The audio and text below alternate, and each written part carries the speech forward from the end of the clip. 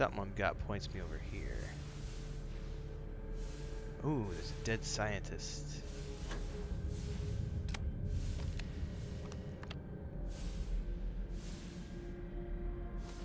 Alright, slow down, slow down, slow down!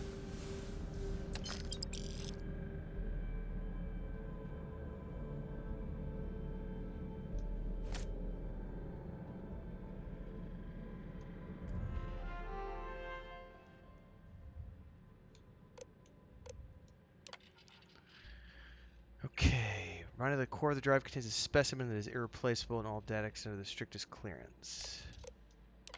Access station logs. We've got logs starting in 2149, and then we have a final one in 2160, which is like 11 years later.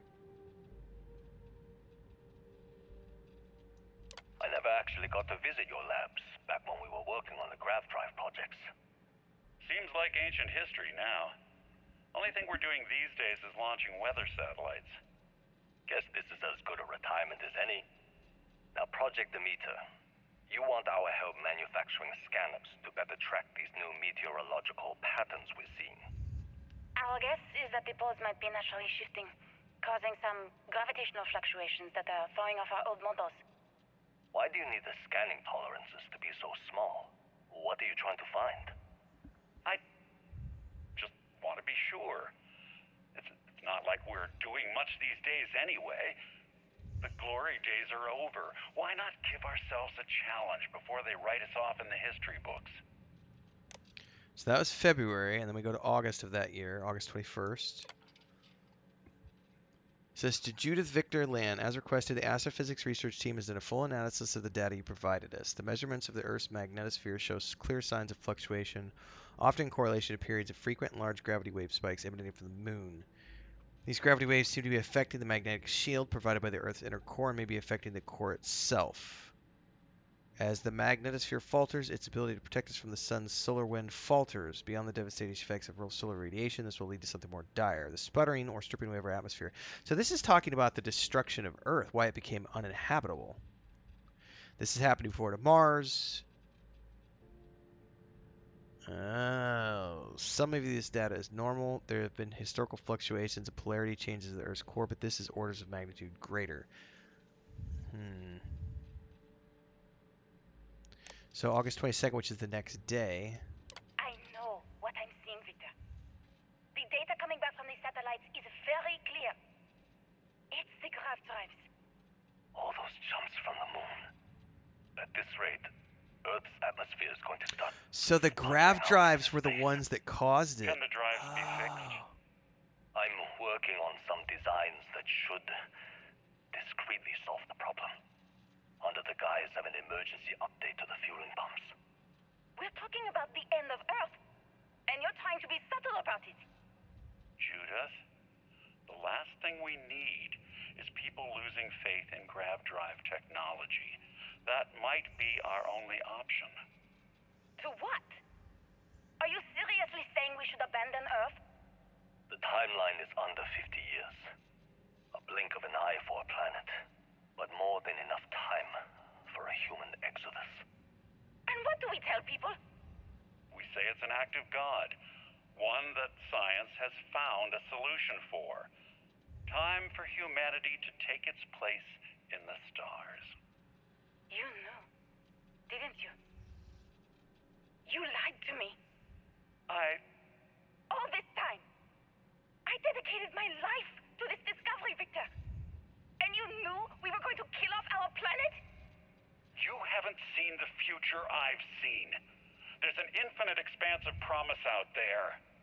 A meteor could hit Earth, a plague, another world war.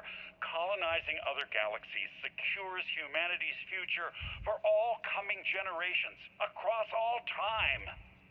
At the expense of our home. Stop it, both of you. All that matters is building enough ships to get everyone off this planet. And we need to start now. I'll draft up a statement. We'll need to address the entire international community. I'm sorry, Judith. There isn't a planet in this universe that will be far enough away from you, Victor. We are never speaking again after this is over.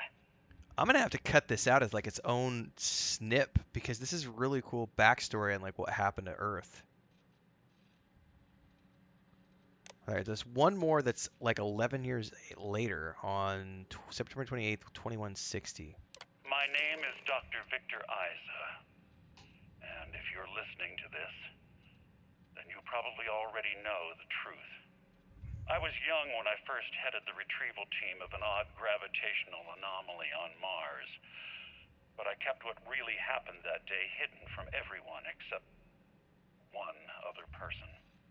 Even she didn't believe me at first, but I have no reason to lie to anyone now, so I hope you'll accept this confession, whoever you are.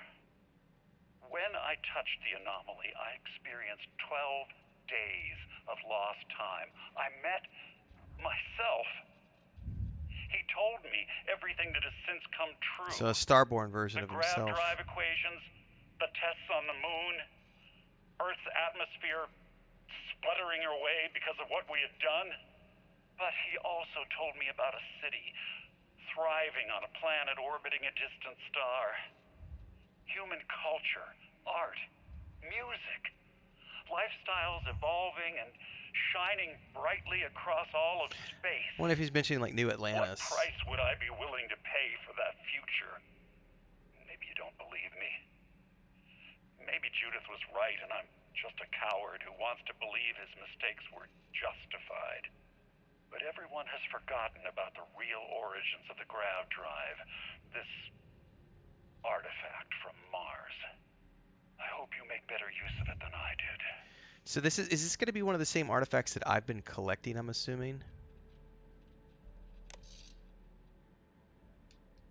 Okay.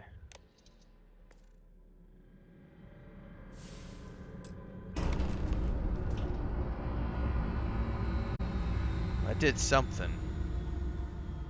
I need to go take the artifact now.